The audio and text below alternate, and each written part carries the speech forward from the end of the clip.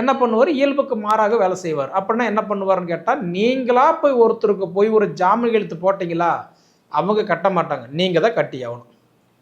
அவங்களுக்கு 10 ரூபா வாங்கி கொடுக்குறீங்களா, அவங்க கட்ட மாட்டாங்க, நீங்கள் தான் கட்டி ஆகணும். ஒருத்தருக்கு உதவி செய்ய போகிறீங்களா, உபத்திரம் பேர் வாங்கிட்டு வந்துடுவீங்க. கொடுக்குற வரைக்கும் உங்களுக்கு எந்த பிரச்சனையும் இல்லை. கேள்வி கேட்க ஆரம்பிச்சிட்டிங்கன்னா அந்த இடத்துல பகையாகி போயிடும். ஏன்னா இன்னைக்கு சனி பகவான் வக்ரகதி ஆகும்போது இயல்புக்கு மாறாக வேலை செய்வார். அந்த வேலை செய்யும்போது நண்பனையும் பகையாக்கும், நட்பும் விரோதியாக்கும், சொந்த பந்தம் குடும்பத்தில் இருக்கிறவங்களுக்குள்ளார விரிசல் அதிகமரிக்கும். ஒரு சின்ன விஷயம் வந்தால் கூட நீங்கள் இப்போ பேசி தீர்த்துக்கணும். அப்புறம் பார்த்துக்கலாம், கொஞ்சம் டைம் ஆகட்டும், இப்போ என்ன இருக்குது, நம்ம குடும்பம் தானே, நம்ம அப்பா அம்மா தானே, நம்ம அண்ணன் தம்பி தானே, நம்ம பொண்டாட்டி தானே, நம்ம பிள்ளைங்க தானே அப்படின்னு நம்ம கொஞ்சம் அசால்ட்டாக விட்டோம்னா இந்த வக்ரம் என்ன பண்ணிடுவார்னா அந்த சிறுசு பெருசாக்கி பெருமாளாக்கி தேவையில்லாத ஒரு சிக்கல் கொண்டு வந்து நம்ம தலையில் வச்சிருவார். பொதுவாக பார்த்தீங்கன்னா இது சாதிக்கிற நேரம் உங்களுக்கு இல்லை, புத்திசாலித்தனமாக யோசிக்கிற நேரம் இது. பொதுவாக பார்த்தீங்கன்னா இந்த நேரன்றது நீங்கள் சாதிக்கிறதுன்றதை விட ஒன்று இழக்காமல் இருக்கிறீங்க பார்த்தீங்களா, அதுவே உங்களுக்கு இப்போ ஒரு வெற்றி தான். ஏன்னா சனி பகவானுடைய பார்வை உங்கள் ராசிக்கு பார்க்கும்போது அருமையான யோகம். அதே மாதிரி உங்கள் ராசிக்கு 11ஆம் இடத்துல சனி பகவான் உட்காந்துருக்கிறார், லாப சனியாக இருக்கிறார். அந்த லாப சனியாக இருக்கிறது கொஞ்சம் ஒரு 4.5 மாத காலத்துக்கு கொஞ்சம் தாமதமாக இருக்கும், அதாவது பெண்டிங்கில் வச்சுருப்பார். புரியுதுங்களா? ஏன்னா இயல்புக்கு மாறாக ஒரு வேலை செய்வார். அதனால் ஒரு விஷயம் என்னன்னா, வெளிநாடுக்கான முயற்சி எடுக்கிறீங்களா, தயவு செய்து கொஞ்சம் யோசனை பண்ணி செய்கிறது நல்லது. எல்லோருக்கும் வணக்கங்க. நான் பாரம்பரிய ஜோதிடர் பா. ரவிக்குமார். இப்போ நாம் பார்க்கக்கூடியது பார்த்தீங்கன்னா சனி வக்ர பயிற்சி பலன்களை பற்றி தான் இந்த காணொலியில் பார்த்துட்ருக்குறேங்க.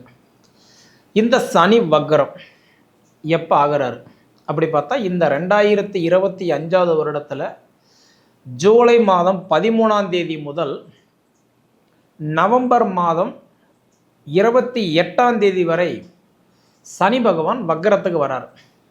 அப்படி பார்த்தா மீன ராசியிலேயே வக்ரம் அடைஞ்சு மீன ராசியிலே வக்ரம் நிவர்த்தி அடைகிறார். வக்ரம்னா முதல்ல என்ன, ஒரு கிரகம் பின்னாடி வர்றதுக்கு பேர் தான் வக்ரம், அதாவது ரிபேஸில் வர்றதுக்கு பேர் தான் வக்ரம். இயல்புக்கு மாறாக வேலை செய்கிறவர் தான் இந்த வக்ரம். பொதுவாகவே ராகு கேது மட்டும்தான் வக்ர கிரகம். அவர் எப்பயுமே பின்னாடி தான் சுற்றிட்டு இருப்பார். அவர் ஷர்ப கிரகம். ஆனால் அதுக்கு அடுத்தபடி இந்த 7 கிரகங்கள் வக்ரம் அடையும் போது மட்டும்தான் பின்னாடி வருவார்.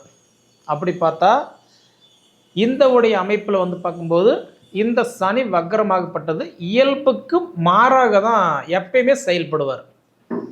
பொதுவாக பார்த்தீங்க அப்படின்னா இப்போ 12ஆம் இடத்துலேருந்து பார்த்தீங்கன்னா 1ஆம் இடத்துக்கு போக மாட்டார். 12ஆம் இடத்துலேருந்து 11, 10, 9, 8, 7 இப்படி ரிபேஸில் வருவார்.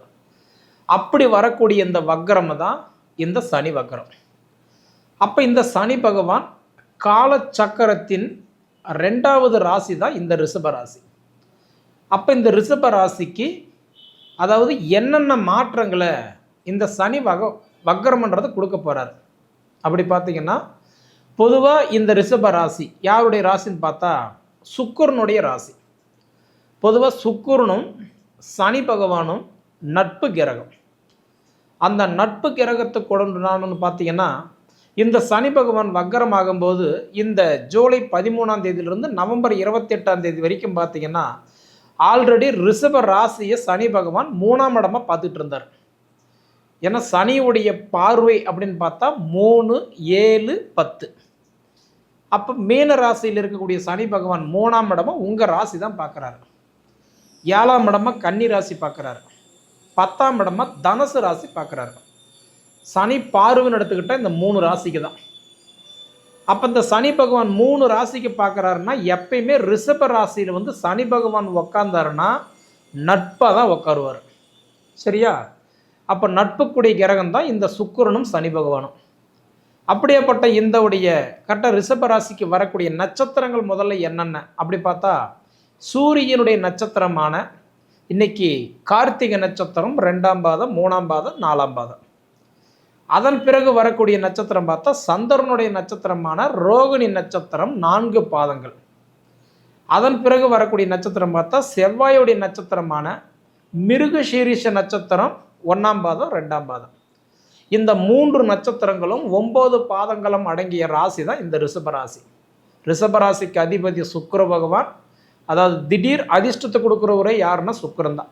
என்ன பண்ணுவார்? இயல்புக்கு மாறாக வேலை செய்வார். அப்படின்னா என்ன பண்ணுவார்னு கேட்டால், நீங்களா போய் ஒருத்தருக்கு போய் ஒரு ஜாமீன் எழுத்து போட்டிங்களா, அவங்க கட்ட மாட்டாங்க, நீங்கள் தான் கட்டி ஆகணும்.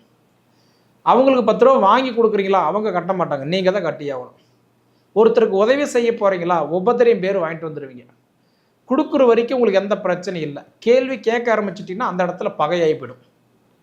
ஏன்னா இன்னைக்கு சனி பகவான் வக்ரகதி ஆகும்போது இயல்புக்கு மாறாக வேலை செய்வார். அந்த வேலை செய்யும்போது நண்பனையும் பகையாக்கும், நட்பும் விரோதியாக்கும், சொந்த பந்தம் குடும்பத்தில் இருக்கிறவங்களுக்குள்ளார விரிசல் அதிகமரிக்கும். ஒரு சின்ன விஷயம் வந்தால் கூட நீங்கள் இப்போ பேசி தீர்த்துக்கணும். அப்புறம் பார்த்துக்கலாம், கொஞ்சம் டைம் ஆகட்டும், இப்போ என்ன இருக்குது, நம்ம குடும்பம் தானே, நம்ம அப்பா அம்மா தானே, நம்ம அண்ணன் தம்பி தானே, நம்ம பொண்டாட்டி தானே, நம்ம பிள்ளைங்க தானே, அப்படின்னு நம்ம கொஞ்சம் அசால்ட்டாக விட்டோம்னா இந்த வக்ரம் என்ன பண்ணிடுவார்னா அந்த சிறுசு பெருசாக்கி பெருமாளாக்கி தேவையில்லாத ஒரு சிக்கல் கொண்டு வந்து நம்ம தலையில் வச்சிருவார். பொதுவாகவே வக்ரம் அப்படின்னா ஒரு விஷயம் நல்லா புரிஞ்சுக்கோங்க. முன்னாடி போகும்போது நல்லதை கொடுத்தாரா, வக்ரம் அடையும் போது கெட்டதை தான் கொடுப்பாரு. கெட்டதை கொடுப்பாருன்னா அந்த நடக்கிற காரியத்தை ஸ்டாப் பண்ணிடுவார். இப்போ ஒரு உதாரணம், நீங்கள் ஒரு வீடு கட்டிகிட்டு இருக்கிறீங்க, நல்லபடியாக தான் போயிட்டு இருக்குதுன்றீங்களா, இந்த வக்ரத்தில் என்ன பண்ணிடுவார்னா அந்த தொழில் ரீதியாக சின்ன சின்ன சங்கட செலப்பு கொண்டு வந்து கொடுத்துருவார். இப்போ ஒரு அப்பார்ட்மெண்ட்டு, ஒரு ஃப்ளாட்டு இப்போ வாங்குறது ரெடி ஆகிட்டீங்க, அது முடிக்கிறது கொஞ்சம் காலதாமதமாகும், கொஞ்சம் இழுப்படி ஆகும். கொஞ்சம் பணம் கொடுத்துருக்குறீங்க, அது வந்தால் நம்மளுடைய பிரச்சனை எல்லாம் சால்வ் ஆயிரும் அப்படின்னு கொஞ்சம் முயற்சி எடுக்கிறீங்களா, அந்த முயற்சி கொஞ்சம் பெண்டிங் ஆகும். பொதுவாகவே வக்ரம் அப்படின்னா நம்ம என்ன எதிர்பார்த்துட்டு இருக்கிறோமோ அது கொஞ்சம் காலதாமதம் ஆகிறதுக்கு பேர் தான் வக்ரம். ஒரு உதாரணத்துக்கு புத்திர பாக்கியம் இப்போ நீங்கள் பார்த்துட்டு இருக்கிறீங்க, அதுக்கு கொஞ்சம் ட்ரீட்மெண்ட் எடுத்துகிட்டு இருக்கிறீங்க, அதுக்கு உண்டான ஓரளவுக்கு முயற்சி எடுத்துகிட்டு இருந்தீங்கன்னா அது இந்த டைம் கொஞ்சம் உங்களுக்கு தாமதமாகும், மன உளைச்சலை கொண்டு போய் வச்சிடும். இப்போ திருமணம் வரன்னு பார்த்துட்டு இருக்கீங்களா, ரிஷபராசிக்காரங்களுக்கு இந்த டைம் கண்டிப்பாக ஏதோ ஒரு சூழ்நிலையில் கொஞ்சம் தடை பண்ணும். நீங்கள் பார்த்துட்டு வேறு நேரம் அந்த பொண்ணுக்கு கல்யாணம் ஆகலாம், நீங்கள் உங்களை பார்த்துட்டு போகிற நேரம் அந்த மாப்பிள்ளைக்கு கல்யாணம் ஆகலாம். அப்போ நமக்கு ஏதாவது ஒரு சூழ்நிலையில் என்ன பண்ணுவார்னா கொஞ்சம் பெண்டிங் பண்ணிகிட்டே இருப்பார். அப்போ நம்ம மனசுக்குள்ளே நிறைய கேள்வி இருக்கும். நம்மளுக்கு பின்னாடி வந்தவன் நல்லா இருக்கிறான், நம்ம ஐடியா கேட்குறவங்க நல்லா இருக்கிறாங்க, நம்ம சாப்பாடு சாப்பிட்றவங்க நல்லா இருக்காங்க, சும்மாவே இன்றைக்கி சுற்றிட்டு இருக்கிறவங்க கூட இன்றைக்கி சாதிச்சிட்டா நம்மளால் சாதிக்க முடியலையே, அந்த நிறைய கேள்விகள் உங்கள் மனசில் எழும். பொதுவாக பார்த்தீங்கன்னா இது சாதிக்கிற நேரம் உங்களுக்கு இல்லை, புத்திசாலித்தனமாக யோசிக்கிற நேரம் இது. பொதுவாக பார்த்தீங்கன்னா இந்த நேரன்றது நீங்கள் சாதிக்கிறதுன்றதை விட ஒன்று இழக்காமல் இருக்கிறீங்க பார்த்தீங்களா, அதுவே உங்களுக்கு இப்போ ஒரு வெற்றி தான். ஏன்னா சனி பகவானுடைய பார்வை உங்கள் ராசிக்கு பார்க்கும்போது அருமையான யோகம். அதே மாதிரி உங்கள் ராசிக்கு 11ஆம் இடத்துல சனி பகவான் உட்காந்துருக்கிறார், லாபச்சனியாக இருக்கிறார். அந்த லாபச்சனியாக இருக்கிறது கொஞ்சம் ஒரு 4.5 மாத காலத்துக்கு கொஞ்சம் தாமதமாக இருக்கும், அதாவது பெண்டிங்கில் வச்சுருப்பார், புரியுதுங்களா? ஏன்னா இயல்புக்கு மாறாக ஒரு வேலை செய்வார். அதனால் ஒரு விஷயம் என்னன்னா, வெளிநாடுக்கான முயற்சி எடுக்கிறீங்களா, தயவு செய்து கொஞ்சம் யோசனை பண்ணி செய்கிறது நல்லது. அதே மாதிரி பார்த்தா உடல் உபாதைகளுக்கு ட்ரீட்மெண்ட் எடுக்கிறேங்க, ட்ரீட்மெண்ட்டுக்கு வெளிநாடு போகிறேன், வெளியூர் போகிறேன் அப்படின்னா இந்த டைம்லலாம் பார்த்தீங்கன்னா கொஞ்சம் மன உளைச்சலை கொடுத்துருவார். பொதுவாக பார்த்தீங்க அப்படின்னா இன்றைக்கி ஒரு கோர்ட்டு கேஸு பஞ்சாயத்து இடம் பிரச்சனை விஷயமா அலையிறீங்க அப்படின்னா கண்டிப்பாக அதனால் மன உளைச்சல்கள் அதிகமாகும். அதே சமயத்தில் பார்த்துட்டிங்க அப்படின்னா இன்றைக்கி இருக்கக்கூடிய காலகட்டத்தில் ஏதாவது ஒரு சுய தொழில் ஆரம்பிக்கலாமா, போர் போடலாமா, கிணறு வெட்டலாமா, இல்லை காடுகரை திறத்தலாமா, இல்லை மேல் படிப்புக்கு உண்டான செலவு பண்ணலாமா, இல்லை கவர்மெண்ட் வேலைக்கு பரீட்சை எழுதலாமா, இல்லை பணம் கட்டி ஏதாவது முயற்சி எடுக்கலாம்னா இது எல்லாமே இந்த டைம் வேண்டான்னு சொல்லுவேன். ஏன்னா வக்ரம் அப்படின்றத பார்த்தா கண்டிப்பாக கொஞ்சம் தாமதப்படுத்துவார். இப்போ நான் உங்களுக்கு நல்லா இருக்குது நல்லா இல்லைன்னால சொல்ல முடியாது, நல்லா இருக்கக்கூடிய காலகட்டத்தில் வக்ரம் அடையும் போது கொஞ்சம் பார்வை உங்களுக்கு, அதான் எப்படி சொல்கிறதுன்னா, இப்போ உங்களுக்கு நல்லவங்களை பார்த்துட்டு இருந்தாருன்னா அவர் போய் கெட்டவங்களை பார்க்க ஆரம்பிச்சிருவார். எப்பயுமே நல்லவங்களையே பார்த்துக்கிட்டு இருந்தால் கெட்டவங்க கெட்டவனாயிருவார் இல்லையா, அதனால் கெட்டவனையும் ஒரு 4 மாதம் பார்ப்பார், சரிங்களா? அதனால் ஒரே ஒரு விஷயம் என்னன்னா, ரிஷபராசிக்கு இது வரைக்கும் அதாவது ஒரு பழக்கப்பட்ட பாதையில் பயணம் பண்ணின மாதிரி கொஞ்சம் ஸ்மூத்தாக பிரச்சனை இல்லாத நல்லா போயிட்டு வந்துகிட்டு இருந்தீங்க. இந்த 4 மாதம் 4.5 மாதத்துக்கு உங்களுடைய கவனம் எல்லாமே, உங்களோட ஃபோக்கஸ் எல்லாமே கொஞ்சம் நிதானமாக செயல்படணும். 3 விஷயங்கள் நீங்கள் கடைபிடிச்சிங்கன்னா கண்டிப்பாக உங்களுக்கு அந்த நல்ல நேரத்தில் உங்களுக்கு நல்லது மட்டும் பண்ணலாம்.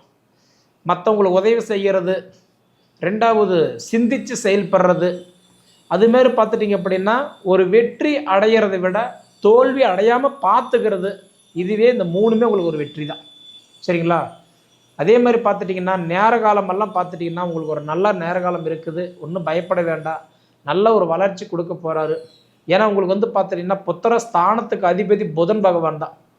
உங்கள் ஜாதகத்தில் பாருங்கள், புதன் பகவான் உங்களுக்கு நல்ல நிலைமையில் இருந்தார்னா புத்திர பாக்கியம் எதிர்பார்க்குறவங்களுக்கு புத்திர செல்வம் கண்டிப்பாக இந்த 4.5 மாதத்துக்கு கொஞ்சம் தடைப்படுத்தி வைப்பார். ஆனால் கொடுத்துருவாரு, நீங்கள் பயப்பட வேண்டாம். அதே மாதிரி கலஸ்திரக்காரன் யாருன்னாவே உங்களுக்கு செவ்வாய் பகவான் தான். அந்த செவ்வாய் பகவான் உங்கள் ஜாதகத்தில் நல்ல நிலைமையில் இருந்தாருன்னா நிச்சயமாக உங்களுக்கு மாங்கல்ய யோகம் இந்த உடைய காலகட்டத்தில் உங்களுக்கு ஆகும். ஆனால் நான் சொல்கிற மாதிரி நவம்பர் 28க்கு மேலே உங்களுக்கு அந்த காரியம் சக்ஸஸ் ஆகும். இப்போ ஒரு லவ் பண்ணிகிட்ருக்குறேங்க, நான் விரும்பிகிட்டு இருக்கிறேன், எனக்கு அது கிடைப்பாங்களா அப்படின்னு பார்த்தா இந்த டைமெல்லாம் கொஞ்சம் தள்ளி போகும். கொஞ்சம் அதனால் கொஞ்சம் சங்கடங்கள் வரும். அந்த சங்கடம் வராமளவுக்கு நீங்கள் பார்த்துக்கோங்க. ஏன்னா இன்றைக்கி சின்ன விரிசல் வரும். அந்த விரிசல் நீங்கள் பெருசு பண்ணிடாதீங்க. சரிங்களா? ஏன்னா நம்ம வாய் தான் நமக்கு எதிரின்ற மாதிரி ஆயிரும். அதனால் முடிஞ்ச வரைக்கும் இந்த காலகட்டம் பொறுமையாக நீங்கள் செயல்பட்டீங்கன்னா நிச்சயம் உங்களுக்கு வெற்றி நிச்சயம். சரிங்களா? பொதுவாக பார்த்தீங்கன்னா இன்றைக்கி உங்களுக்கு புத்திரஸ்தானத்துக்கு அதிபதி புதன், உங்களுக்கு மாங்கல்யத்துக்கு அதிபதி பார்த்தா செவ்வாய், ஆயுள்காரகன் ஹெல்த்துக்கு அதிபதி பார்த்தா உங்களுக்கு குரு, அதே மாதிரி லாபஸ்தானத்துக்கு அதிபதி குரு. பொதுவாக உங்கள் ஜாதகத்தில் இவங்கெல்லாம் நல்ல நிலைமையில் இருந்துட்டாருன்னா இந்த கஷ்டத்துலேயும் நீங்கள் சாதிச்சிடலாம். சரிங்களா? ஏன்னா இன்றைக்கி வந்து பார்த்தீங்கன்னா 10 கோடி 12 கோடி பேர் இருக்கிறாங்க அப்படின்னா எல்லாருக்குமே நமக்கு நல்லா இல்லைன்னா சொல்ல முடியாதுங்க. அதுலேயும் ஒரு சிலருக்கு திசா புத்தி நல்லா இருந்து சாதிக்கிறவங்களும் கண்டிப்பாக இருக்க தான் செய்கிறாங்க. சரிங்களா? அதனால் நான் என்ன சொல்கிறேன்னா, இயல்புக்கு மாறாக வேலை செய்கிறவர் வந்து வக்கரம் மட்டும்தான். அந்த வக்கரம் அடைகிற காலகட்டத்துக்கு உங்களுக்கு கொஞ்சம் நிதானமாக பொறுமையாக செயல்பட்டிங்கன்னா கண்டிப்பாக உங்களுக்கு ஓரளவுக்கு வெற்றி நிச்சயம் இருக்குது. சரிங்களா? சரி நேயர்களே, உங்கள் பொன்னான நேரத்தை ஒதுக்கி இவ்வளவு நேரம் என்னுடைய காணொலி நீங்கள் முழுமையாக பார்த்ததுக்கு மனசிலிருந்து கேட்டுக்கிறேனுங்க. நன்றி.